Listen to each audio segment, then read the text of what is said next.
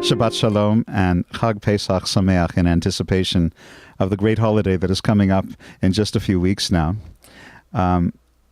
We're another week closer, and that means that we're probably busy making our Pesach plans, laying out our guest list and our menus for our Seder celebrations.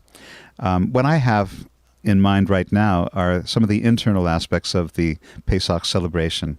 Last week we talked a lot about leavening, and what that is in fact and what that is in terms of the symbolism of leavening.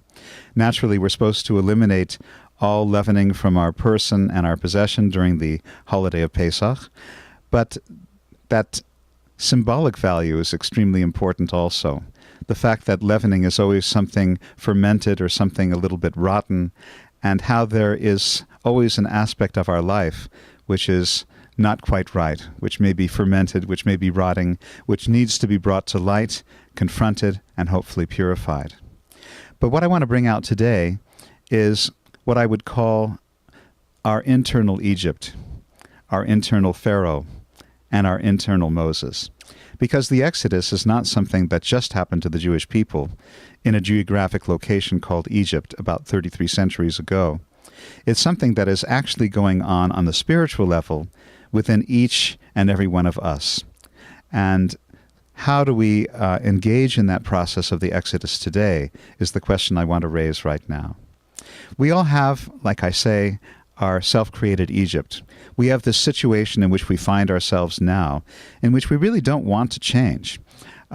We're fairly comfortable with the way things are, and we think that's really the way things should be. And we have our internal Pharaoh saying to us, yes, why should you change? There's good reasons for you being the way you are and in the situation you are.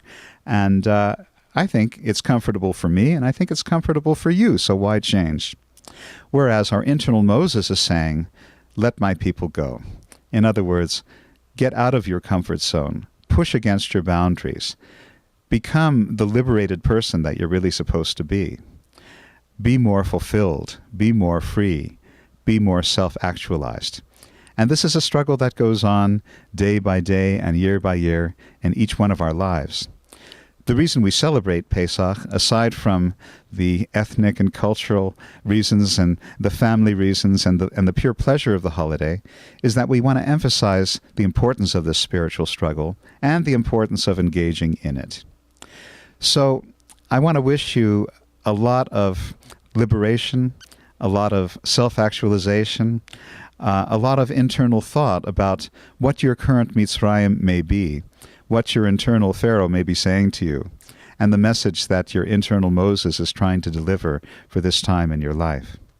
There's one other aspect that I wanted to emphasize. You know that the Israelites were not able to allow their leavening to rise, their bread to rise, before they made their exit from Egypt. And the thought is that had they waited, they maybe never would have made it out. And so we too are in that situation. If we wait for our leavening to rise, if we wait until all our ducks are in a row, if we wait until the perfect situation to make a change, it's likely that we never will make a change. And that is the mechanism of how our leavening can weigh us down and keep us in a state of stasis, of non-change, and of non-liberation. So with these thoughts in mind, I want to wish you a very, very happy Pesach, a Pesach of liberation, self-actualization, and greater freedom and fulfillment for you and your family. And once again, Shabbat Shalom.